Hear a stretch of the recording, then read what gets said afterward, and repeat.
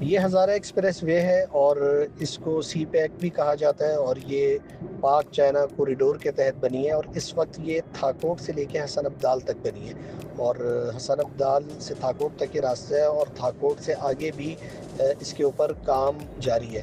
اس route کے بننے کے بعد جہاں یہ پاک چین جو معاشی معاملات ہیں، تجارتی معاملات ہیں، اس کے لیے اہم ہے اور ٹورزم کے لیے اہم ہے، اس سے کہیں بڑھ کر جو مقامی افراد ہیں ان کے لیے بھی اس روڈ نے بڑا اہم کردار ادا کیا ہے۔ مثلاً میں آپ کو بتاؤں، جب پہلے راولپنڈی سے مانسیرا تک ہم لوگ آتے تھے، سفر کرتے تھے اپنے گاؤں کوٹھی بالہ تک پہنچنے کے لیے، تو آپ یقین کریں کہ ہمیں تقریباً 5 سے 6 گھنٹے لگ جاتے تھے۔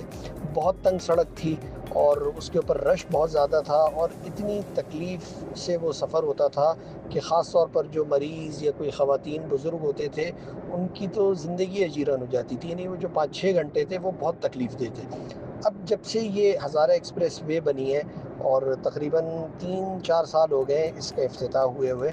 تو اس روٹ کے بننے سے مقامی افراد کو جو سب سے زیادہ فائدہ ہوا ہے وہ یہ ہوا ہے، ایک تو جن کی اراضی اس روڈ کے ارد گرد موجود ہے اس کی قیمت بہت زیادہ ہو گئی،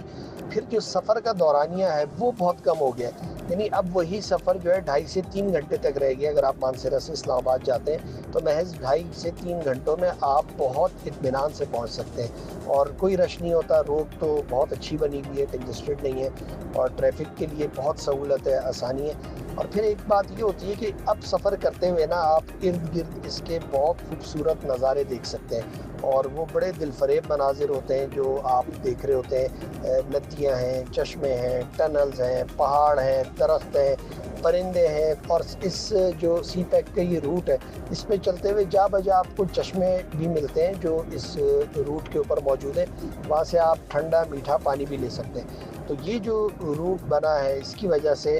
یعنی پورے ملک کو تو فائدہ ہو گئی، لیکن مقامی افراد کے لیے بہت ایک یہ نعمت ثابت ہوا ہے، سفر کا دورانیہ کم ہو گیا، ان کی پریشانی کم ہو گئی ہے، تو وہ بہت زیادہ اس کے بننے سے یوں خوش ہیں کہ ان کے لیے اس روٹ کی وجہ سے بہت زیادہ آسانیاں ہو چکی ہیں۔